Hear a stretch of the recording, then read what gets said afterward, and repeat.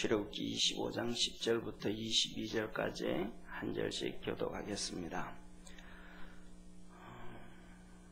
그들은 조각목으로 궤를 짓되 장이 2규빗 반, 광이 1규빗 반, 고가 1규빗 반이 되게 하고 너는 정금으로 그것을 싸되 그 안팎을 싸고 윗가로 돌아가며 금태를 두르고 금고리 넷을 부어 만들어 그 네 발에 달되 이 편에 두 고리요 저 편에 두 고리며 그 채를 궤 양편 고리에 꿰어서 궤를 매게 하며 그 채를 궤 양면 고리에 꿰어서 궤를 죄송합니다.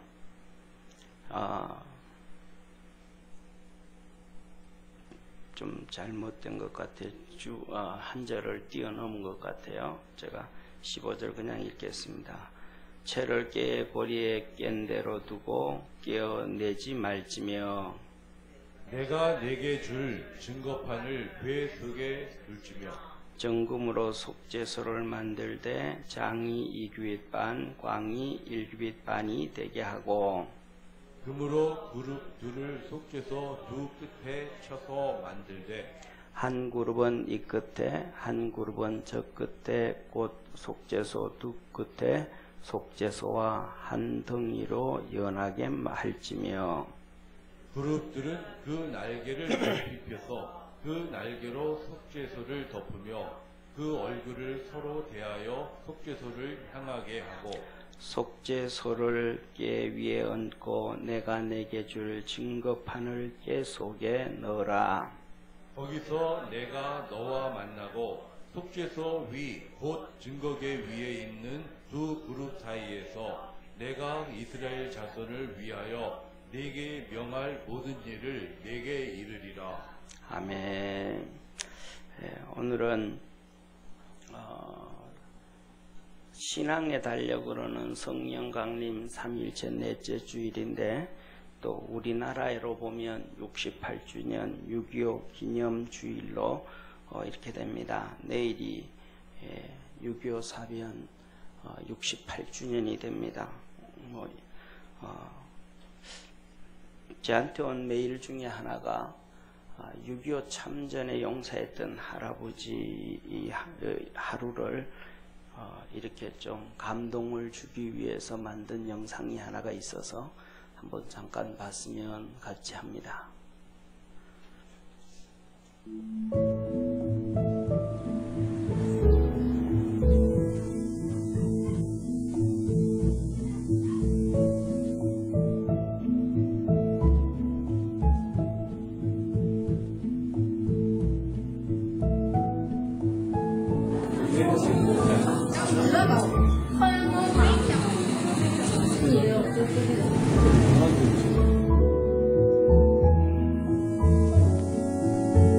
할아버지가 아이들한테 가르치러 가는데 중간중간 이렇게 계획을 세워서 할아버지가 살을 하도록 영상을 만들었습니다.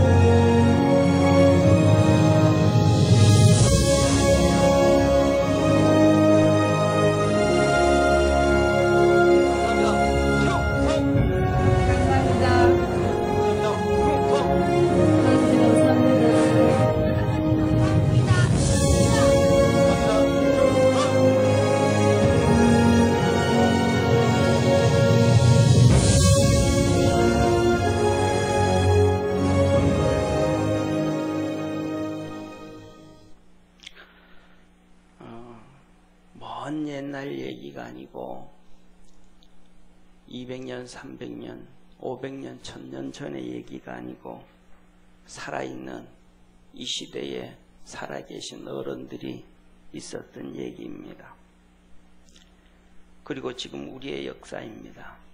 사랑하는 성도님, 먼 얘기가 아니고 1882년에 이 땅에 하나님께서 미국인들로 인해서 복음이 들어왔습니다. 그 복음이 들어오고 난 다음에 15년 후에 505년 동안 식민지로 살던 조선이, 중국의 식민지로 살던 조선이 독립을 했습니다. 그래서 그 독립문을 세운 것이 중국으로부터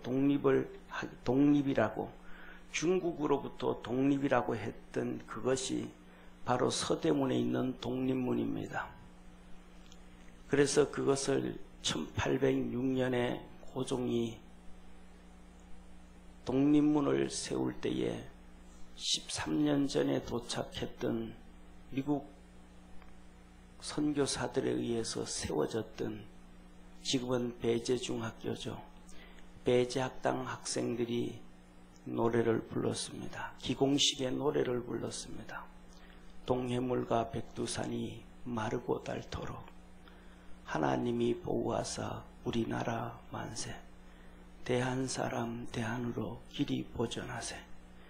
이 찬송을 스코틀랜드 민요에 맞춰 부르고 난 다음, 그 다음에 1897년에 고종이 드디어 선언을 합니다. 우리나라는 조선이 아니고 대한제국이다.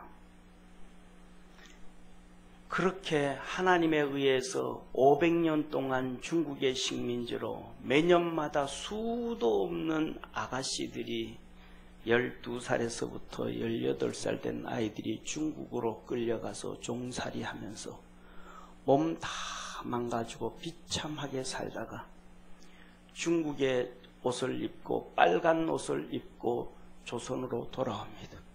만신창이가 되어진 아이들이. 그래서 서울에 도착해서 옷고름을 자릅니다. 중국에서 입었던 빨간 옷고름을 자릅니다. 그러면 네가 중국에서 무슨 일을 당했든 무슨 고통을 당했든 네가 끌려가기 그 전 상태로 우리가 다 인정해준다. 그것이 이 나라의 비참한 500년 동안 중국에 당했던 비참함, 그게 홍제동입니다. 불굴홍자 제할제자. 그 500년 동안 독립을 하지 못하고 중국의 식민지로 있어서, 그래서 시진핑이가 작년에 트럼프하고 만나 얘기할 때 조선은 우리의 식민지였다고 한 거예요. 500년 동안 식민지로 있던 우리를 독립시켜 주신 분이 하나님이십니다. 그리고 그때부터 시작해서 하나님의 역사는 우리나라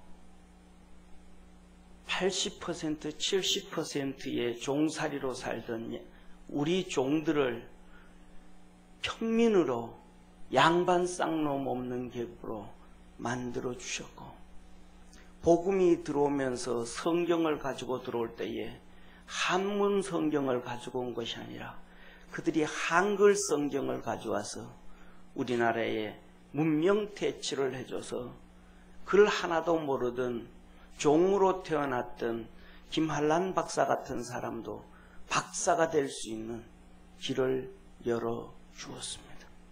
그로부터 불과 대한제국이라고 독립을 했지만은 13년 후에 일본에 다시 식민지가 되어지고 45년에 하나님은 다시 선교사를 보냈던 미국을 통해서 우리에게 독립을 주셨습니다. 45년 8월 15일 날 우리에게 독립을 주셨는데, 하나님은 우리에게 복음을 줬던 그 미국을 통해서 1948년 1945년 10월에 유엔을 만들고 1945년 12월 22일 날 대한민국이 합법정부라고, 남북한 중에서 유일하게 합법정부라고 유엔에서 인정을 받게 됩니다. 그리고 1950년 소련과 중국과 김일성이, 스탈린과 모택동이와 김일성이가 합작을 해서 이 대한민국을 침공했을 때 우리나라와 함께 세워졌던 유엔은 이 세상에 평화를 추구한다. 더 이상 전쟁을 없앤다. 이 두 가지 목표로 유엔이 세워졌는데 이 유엔이 우리나라를 지켜주었습니다. 그 이후에 1960년부터 1975년까지 16년 동안 전쟁이 있었던 베트남 전쟁에도 유엔이 참가하지 않았습니다. 유일하게 이스라엘과 아랍과의 전쟁에서도 유엔이 참가하지 않았습니다. 우리나라가 45년 8월 15일 날 독립을 하고 두 달 후 1945년 10월 24일 날 유엔이 설립이 되어지고 그로부터 5년이 채 안 돼서 유엔이 우리나라 대한민국만 위해서 전쟁에 참여해서 우리나라를 지켜주었습니다. 이것은 전적인 하나님의 역사요, 하나님의 도우심이요, 하나님이 이 나라를 붙잡고 있음을 믿으시기를 주의 이름으로 축원합니다. 그래서 우리는 이 시대에 어떻게 살아가야 되는가, 오늘도 영상을 잠깐 보셨겠지만은 나라를 지키고 그 고통과 처참함 중에서 부와 자유를 물려준 열조들에게 많은 사람들, 젊은 사람들, 정치인들이 감사를 잊어버리고 오히려 엄청난 피해를 줬던 500년의 역사에 고통을 줬던 중국을 칭송하고 36년 동안 고통을 주었던 일본에 대해서 그것만 기억하고 더 나아가서 우리나라에 심각한 문제가 터졌잖아요. 탄핵 사건이 터졌었는데 이 탄핵 사건으로 통해서 촛불 부대와 태극기 부대로 양쪽으로 나눠져 버렸습니다. 이 비참한 사건이 터지고 난 다음에 두 나라 대한민국의 두 파로 갈려짐으로 말미암아 이제는 태극기도 안 되는 4년 전 월드컵을 하고 8년 전 월드컵, 2002년 월드컵 온 세상의 태극기 물결을 흔들었는데 원래 2018년 러시아 월드컵에서는 태극기가 사라져버렸습니다. 태극기를 들면 태극기 부대라고 나라의 정체성도 팔아먹어버리고 양파로 갈라져버린 이 대한민국이 되어져 버렸습니다. 사랑하는 성도님, 하나님께서 이 나라에 1882년에 복음을 주면서 지키고 우리에게 부와 영광을 주셨는데 하나님이 오늘날 이 나라 대한민국을 보면서 얼마나 좋아하시고 얼마나 기뻐하실까? 우리 믿음의 성도들은 대한민국으로 하나 되어질 수 있도록 태극기 들 수 있을 수 있도록 생각과 가치는 달라도 국가적인 행사에서는 태극기도 들 수 있는 하나 되어질 수 있도록 기도할 수 있는 우리 교회 성도들이 되었으면 저는 좋겠습니다.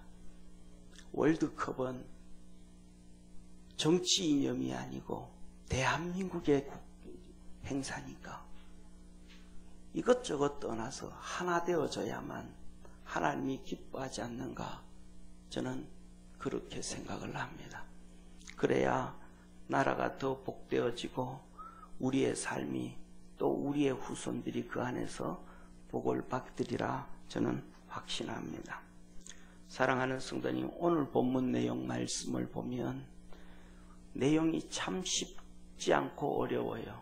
그런데 그것을 보면 여기 그림에 나온 것 그대로입니다. 제일 왼쪽에 보면 이 제사장 앞에 법궤가 그려져 있는 사진이 있는데 저게 법궤입니다. 그리고 두 천사가 무릎을 꿇고 이렇게 날개를 마주 펴고 바라보고 있습니다. 저렇게 앉아 있는 게. 그래서 저기 천사가 있는 저 법궤 뚜껑을 속죄소라 그러고, 저 천사가 두 명이 날 마주보고 있는 것을 보고 그룹 천사라 합니다. 그룹이라고 합니다. 저것은 하나님이 계시다라고 하는 것을 보여주기 위함입니다. 저 법궤 안에는 그 중간에 그 중간에 보면 제일 오른쪽에 보면 모세가 십계명 돌판 2개를 가지고 있고, 밑에 보면 십계명 돌판 2개 있습니다. 저 십계명 돌판을 저 말씀이라고 합니다. 그래서 저 언약을 저 법궤 안에 넣어라 그러고, 그 다음에 그 위에 중간에 위쪽에 보면 이 제사장 이 모세가 아론에게 이 아론의 쌍난 지팡이를 줍니다. 저 쌍난 지팡이를 저 법궤 안에 넣고, 그 다음에 제일 밑에 보면 조그마한 그 그림인데, 저 그림은 무슨 그림이냐 하면 매일 아침마다 유대인들이 동쪽으로 4km 걸어가서 양식을 가져옵니다. 그 양식이 만나인데 그 만나를 줍는 모습을 그려놨습니다. 그래서 저 만나 항아리를 저 법궤 안에 넣어라. 오늘 말씀은 이렇게 법궤를 만들었던 그 내용을 기록해 놓은 것인데, 저렇게 조각목으로 만들어서 금을 다 싸서 금으로 싸서 저렇게 만든 법궤를 얘기합니다. 여기서 보면 오늘 본 말씀의 22절을 얘기합니다. 저 천사들이 앉아 있는 위에 것, 그 법궤 뚜껑, 나무 이렇게 상자가 있으면 상자 뚜껑이 있잖아요. 그 뚜껑을 보고 속죄소라 그러고, 그 뚜껑에 이렇게 천사가 2명 앉아 있는 것을 보는데, 25절에 이렇게 얘기하죠. 거기서 이 법궤를 들어놓은 그곳에서 내가 너와 만나고, 하나님이 저기서 제사장들을 만난다는 거예요.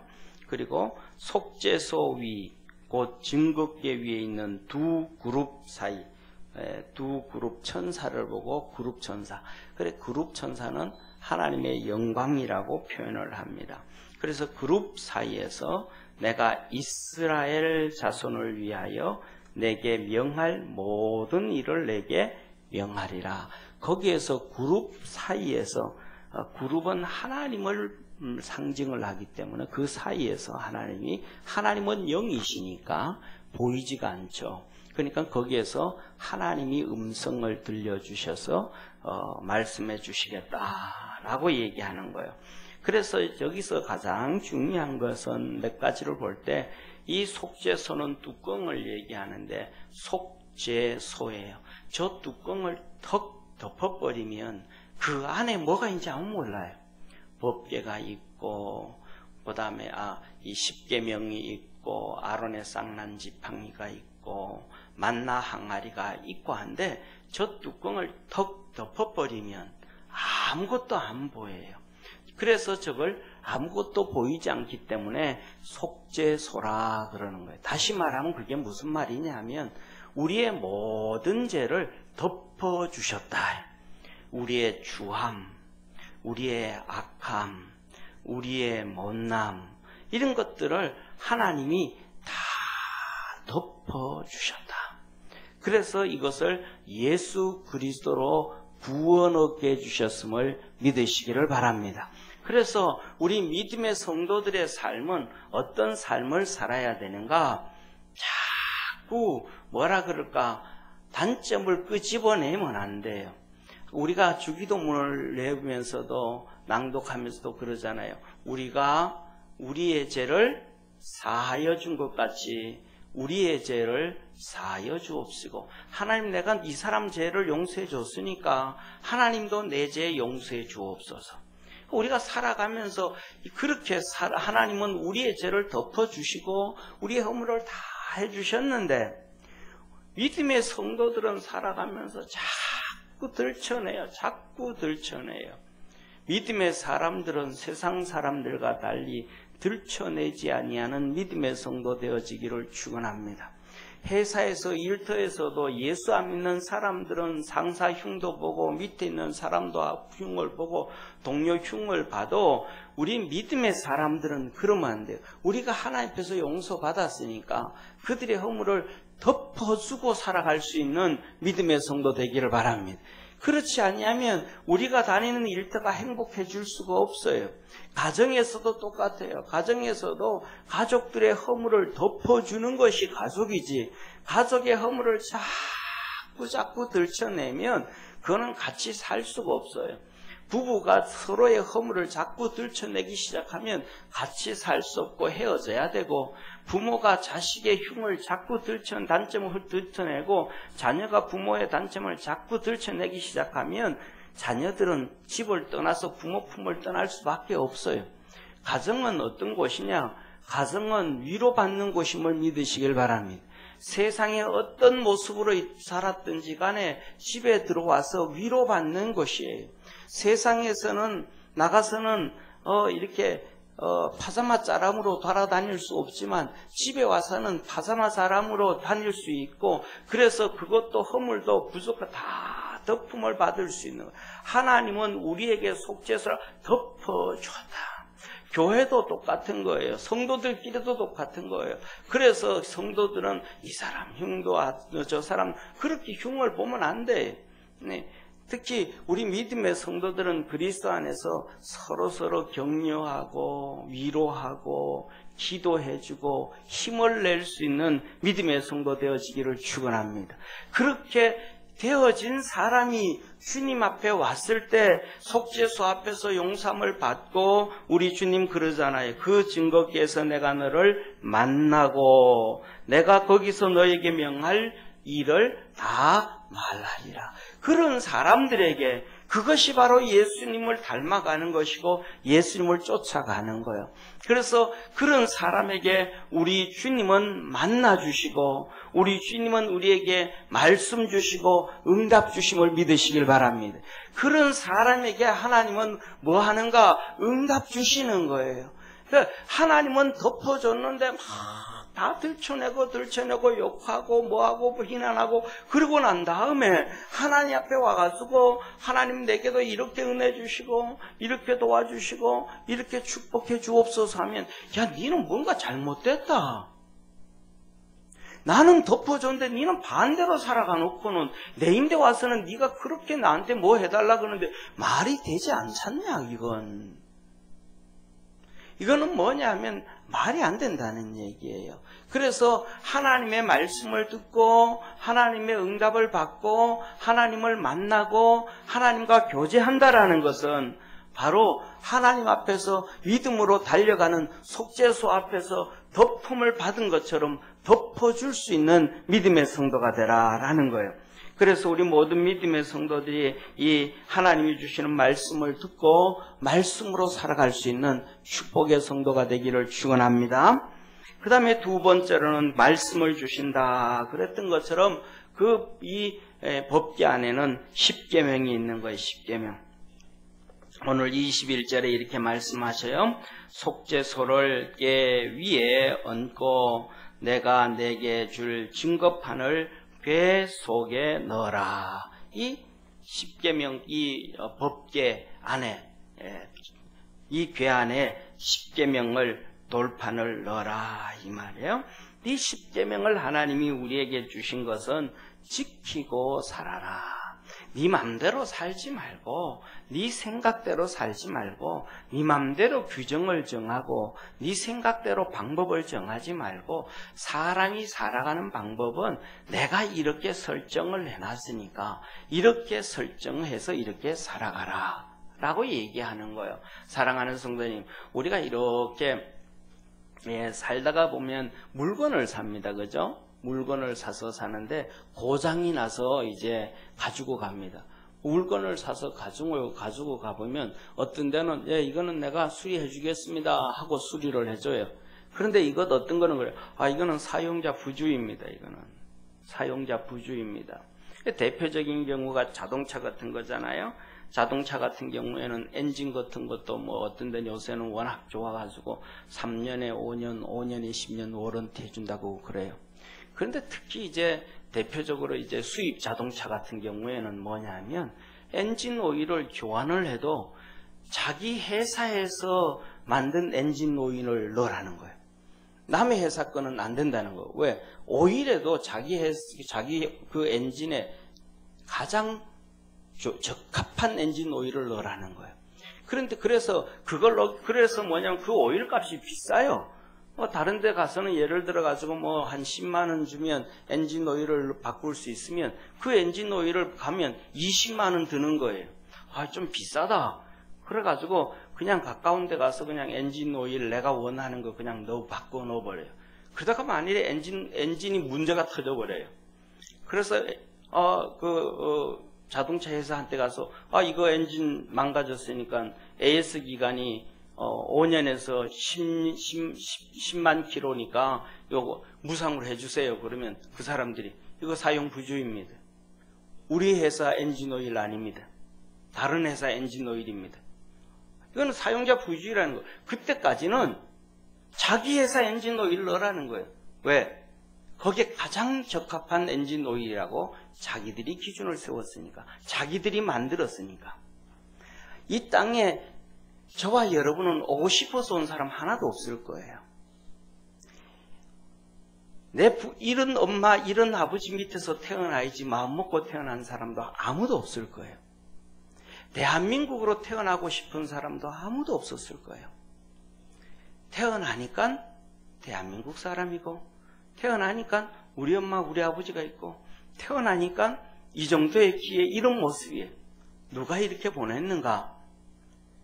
창조주 하나님이심을 믿으시길 바랍니다. 우리는 거기에 일단 1%도 0.0001%도 아무런 자격이 없고 조건이 없고 가담되어지지 않고 그냥 왔어요.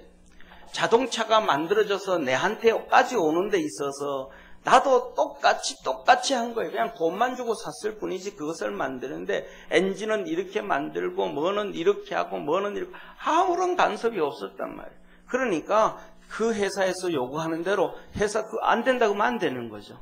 하나님 우리를 이렇게 보냈으니까 너희가 이 땅에 살 동안에는 하나님의 말씀을 이렇게 지키고 이렇게 규범을 지켜서 와라 라고 하는 것이 십계명 법 하나님의 말씀이에요. 그래서 하나님은 우리에게 디모데전서 4장 7절 8절에 이렇게 말씀하십니다. 망령되고 허탄한 신나를 버리고 오직 경건에 이르는 연습을 하라. 육체의 연습은 약간의 유익이 있으나 경건은 범사에 유익하니 금생과 내생에 약속이 있느니라. 아멘. 하나님의 말씀대로 그렇게 살아가고 그렇게 지키기 위해서 몸부림치는 것이 경건의 훈련이라는 거예요. 그렇게 살아가면 이 땅에서도 약속, 내가 너 복 줄게. 이 땅에보다 하늘나라에서도 약속, 내가 이렇게 복되게 살아갈 수 있도록 축복해 줄게 하고 하나님은 우리에게 말씀해 주신 거예요. 할렐루야. 사랑하는 성도님, 우리가 이 땅에 태어날 때는 부자 부모 밑에 태어나는지, 좋은 나라 밑에 태어나는지, 아니면 가난한 부모 밑에 태어나는지, 아니면 비참한 북한 같은 그런 나라에 태어나는지 아무런 결정권도 없고 기대도 하지 못하고 태어났지만 저 하늘나라 천국은 우리가 준비하고 기대할 수 있음을 믿으시길 바랍니다. 하나님 말씀대로 살고 그렇게 쫓아가면 하늘나라에서는 좋은 상급을 주시고 복을 주시고 은혜를 주시는 거예요. 우리가 우리의 인생을 이 땅에서는 가난하게 살았고 이 땅에서는 보잘것없이 살았다 할지라도 하늘나라 가서는 얼마든지 바꿀 수 있는 것이 우리의 준비된 경건의 모습이다. 그래서 말씀을 주셨더라. 십계명을 주셨더라. 우리 믿음의 성도들이 그렇게 하나님의 말씀을 지키며 사는 축복의 성도 되기를 축원합니다. 세 번째로는 하나님이 만나 항아리를 주셨더라. 이 만나 항아리는, 만나는 항상 그냥 일어나면 쉽게 먹을 수 있는 거 아니에요. 이 만나 항아리, 만나는 뭐냐면 이스라엘 백성들이 아침 일찍 일어나서 해 뜨기 전에, 해가 뜨고 나면 다 사라지고 없어져 버리는 거예요. 그래서 해 뜨기 전에 4km를 동쪽으로 걸어가요. 4km 쭉 걸어가면 거기에서 이렇게 쌓여져 있어요. 이 만나는 하늘나라 천사들이 먹는 건데, 이 천사들이 하늘나라 먹는 것이 대기권을 지나서 떨어지니까 이게 뭐 하나님의 역사지만은 우리가 먹는 것처럼 카스테라처럼 말랑말랑 하면 좋은데 그게 아니잖아요. 쉽게 말하면 요새 보면 그 잣씨 알죠? 잣 보시죠, 그죠? 네, 잣 보면 껍데기가 어때요? 단단해요? 부드러워요? 정말 딱딱하죠. 두껍고 깨기 어렵죠. 그렇게 쫙 깔려져 있는 거예요. 그것을 이제, 그런데 그 딱딱한데 해만 뜨면 그냥 다 없어져 버리는 거예요. 그래서 그것을 가져와 가지고 매일 아침마다 가야 돼요. 그런데 그것을 가져와서 내일 아침에는 귀찮다. 야, 오늘 좀 많이 가져오자. 그래서 잔뜩 많이 가져와서 오늘은 그걸 뭐 계속 매일마다 와서 깨야죠. 깨가지고 찌개가지고 그것을 이제 부침개도 해먹고 뭐 쪄먹고 이렇게 밥을 먹었는데, 그것을 가져와 가지고 그렇게 단단하니까 내일은 귀찮으니까 오늘 남겨놓고 내일 거 먹자 하는데, 오늘 남겨서 내일 먹자 하고 놔두면 그 다음날 보면 해가 뜨면 다 없어지듯이 항아리에 넣어놨는데도 그게 다 썩어버리고 벌레가 생겨버리는 거예요. 그래서 뭐냐면 매일매일마다 힘들어도 가야 되고, 어려워도 가야 되고, 비가 와도 가야 되고, 눈이 와도 가야 되고, 몸이 아파도 가야 되고, 그래야 그날 먹을 게 생기는. 매일매일. 사랑하는 성도님, 이 말씀을 주시면서 하나님은 신명기 8장에 이렇게 말씀하셨어요. 내 하나님 여호와께서 이 40년 동안에 너로 광야의 길을 걷게 하신 것을 기억하라. 너를 낮추시며 너를 시험하사 내 마음이 어떠한지 그 명령을 지키는지 아니 지키는지 알려 하심이라. 너를 낮추시며 너를 줄이게 하시며 너도 알지 못하는 내 열조도 알지 못하던 만나를 내게 먹이신 것은 사람이 떡으로만 사는 것이 아니요 여호와의 입에서 나오는 모든 말씀으로 사는 줄을 너로 알게 하려 하심이니라.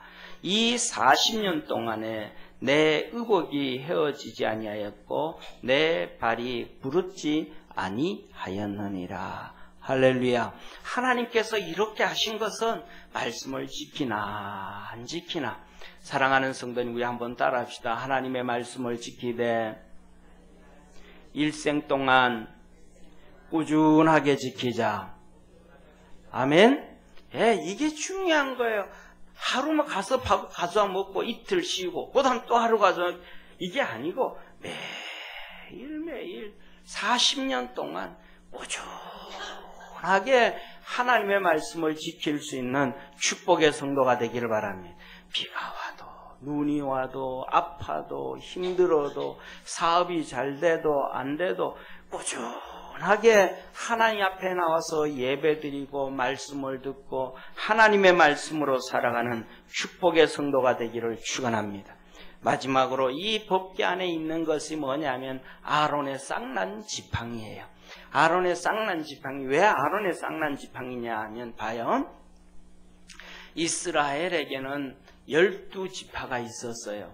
12지파가 있었는데 그 중에서 아론은 레위 지파예요. 레위 지파 중에서도 가장 뛰어난 그 레위 자손들 중에서도 가장 뛰어난 자손이 아니고 그냥 긁고 그런 자손이에요. 그런데 하나님이 아론을 선택해서 제사장을 삼았어요. 그러니까 자 보세요. 그 당시에 왕도 없는 시대에 모세는 뭐 하나님의 부름받아서 출애굽시켰다 그러지만 그 다음에 쉽게 말하면 최고의 쉽게 말하면 권력을 가진 사람이 제사장이에요. 왜? 하나님이 축복해 주잖아요. 하나님 말씀 전해야 되잖아요.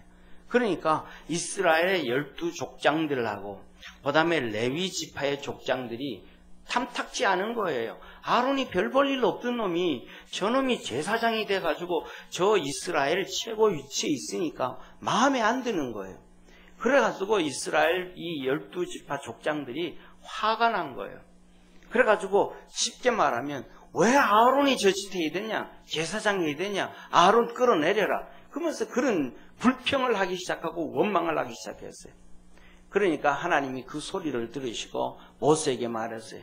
이스라엘 백성들 족장들에게는 전부 다 지팡이가 있잖아요. 첫째로는 뭐냐 하면 양치기 때문에 지팡이가 있는 것이고, 두 번째는 족장들이기 때문에 다스리는 자잖아요. 그 지팡이가 있는 거예요. 그래서 그 지팡이를 다 이름을 써라. 레위 지파 족장 누구, 그 다음에 시므온 지파 족장 누구 족장 누구 족장 누구 다 이름 써라. 그리고 그 다음에 아론도 이름 써라. 아론도 이름 썼어요.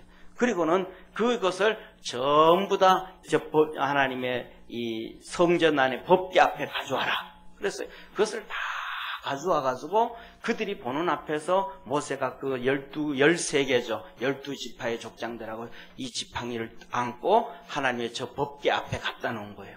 하나님이 갖다 놓으라 그러니까. 그리고는 그 다음에 하나님이 이 13개 지팡이 중에서 누구를 선택하는지 하나님이 내가 보여주겠다. 그러신 거예요. 그리고는 그 다음날 하나님이 너 들어와, 모세 보고 너 들어오고 이스라엘 12족장들 다 와라. 그랬어요. 그래서 모세가 가가지고 이제 그 12개 지팡이를 다시 다 안고 바깥으로 나갔어요. 나갔는데 거기에서 유일하게 그 아론의 지팡이에 싹이 나고 꽃이 피었어요. 할렐루야. 하나님이 일하셨다는 거예요. 그래서 내가 아론을 제사장으로 삼은 것은 너희들처럼 그런 순서, 세상의 권력 순서 뭐 이런 것 때문에 뽑은 게 아니고 그냥 내가 아론을 사용해서 너희 이스라엘 백성들을 축복해 주길 원한다. 너희들 다시는 그렇게 하지 말아라 라고 얘기를 한 거예요. 그렇게 얘기를 했는데 이스라엘 백성들은 다 그 말씀에 순종하고 그 다음부터는 아론을 제사장으로 여기고 순종하고 살았어요. 할렐루야. 그런데 이 레위 지파 중에서 한 자손, 반기를 든 자손이 있었어요. 그 자손이 누구냐면 고라 자손이라는 고라 자손. 이 고라 자손이 때만 되어지면 또 반기를 들어가지고 우리 아니다 그러면서 애굽으로 가자 그랬어요. 그래서 하나님이 화가 나가지고 내가 일을 하는데 내가 질서를 세워서 내가 아론을 통해서 복을 주고 내가 모세를 통해서 복을 주는데 너들 왜 그러냐 하고 하나님이 화가 나셔서 땅의 입을 벌려서 이 고라 자손들이 살고 있던 텐트 그 집 전체를 그 주위에 수백 명, 1200명 정도를 그냥 수장시켜버려. 이렇게 땅의 입을 벌려가지고 삼켰다. 성경에 하나님이 그렇게 말씀하셔요. 그 다음에 또 한 가지 사건이 있었는데 미리암의 사건이에요. 미리암이 뭐냐면 미리암은 모세의 누나잖아요. 그죠? 모세의 누나인데 이 모세의 누나인데 그냥 뭐 한두 살, 서너 살 차이 나는 누나가 아니고 최소한 한 15살 이상 차이가 나는 누나예요. 왜냐하면 모세가 태어났을 때 이제 죽게 되어지잖아요. 나일강에 떠내려 보낼 때에 이 미리암이 염탐을 해요. 그리고 염탐을 하다가 바로 공주가 모세가 든 바구니를 건져낼 때 잽싸게 뛰어가가지고 하는 얘기가 뭐라 그러냐면 이 아이의 유모를 내가 안다. 그러면서 이 아이의 유모를 아니까 그 사람 데려다가 젖먹여서 키우면 된다 얘기를 해요.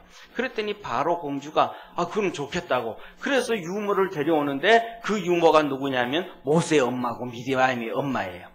그렇게 해서 모세가 바로 공주 밑에서 크게 되어지는데 그 일을 한 사람이 미리암이에요. 그러니까 그런 일을 할 정도면 7, 8살짜리도 안 되고 한 12살, 13살, 15살은 돼야 되지 않을까 제가 생각하기는 그래요. 그만큼 모세와 나이 차이가 많아요. 그러니까 쉽게 말하면 모세와 미리암의 차이는 누나와 같은 역할이 아니고 쉽게 말하면 엄마와 같은 역할을 하는 거예요. 그런데 미리암이 나중에 모세를 향하여 막 원망하고 불평을 해요. 그게 뭐냐면 이 모세가 나중에 이방인 구스 여인의 아내를 취했거든요. 그랬더니 그것 가지고 막 불평하고 원망을 하는 거예요. 그랬더니 하나님이 화가 나가지고 이 미리암한테 문둥병이 들게 해요. 그때 모세가 하나님 앞에 기도합니다. 하나님, 그래도 내 눈 아닙니까? 용서해 주시고 해달라고 기도를 해요. 그랬더니 하나님이 말씀하시기를, 아니다, 그래도 는 죄지었다. 내가 모세 너를 통해서 이스라엘을 치고 아론 네 형을 통해서 내가 이스라엘을 치면서 축복해 주는데 그 질서를 어기면 안 된다. 누구도 안 된다. 그건 죄지었다. 그러나 네가 기도하니까 일주일 후에 문둥병을 치료해 줄 것이다 라고 하고 치료를 해줘요. 사랑하는 성도님, 저 아론의 쌍난 지팡이는 우리에게 하나님께서 우리가 복을 받는 것은 하나님의 질서를 지켜라 라고 하는 거예요. 우리 사랑하는 모든 믿음의 성도들이 이 하나님의 질서를 지키며 하나님의 축복이 있는 믿음의 성도 되어지기를 축원합니다. 그래서 모세와 아론을 통해서 하나님께서 이렇게 말씀하셔요. 너희는 이스라엘 자손을 위하여 이렇게 축복하되 여호와는 내게 복을 주시고 너를 지키시길 원하며 여호와는 그 얼굴로 내게 비치사 은혜 베푸시길 원하며 여호와는 그 얼굴을 내게로 향하여 드사 평강 주시기를 원하노라 할지니라. 그들은 이같이 내 이름으로 이스라엘 자손에게 축복할지니 내가 그들에게 복을 주리라. 할렐루야. 하나님의 질서를 지키고 하나님 앞에 나와 예배드리는 자에게 하나님은 복을 주시고 은혜 베푸시고 평강 주시고 지켜주신다. 우리 믿음의 성도들의 삶 속에 바로 이 법궤를 통해서 이 하나님의 축복이 있기를 주의 이름으로 축원합니다. 기도하겠습니다.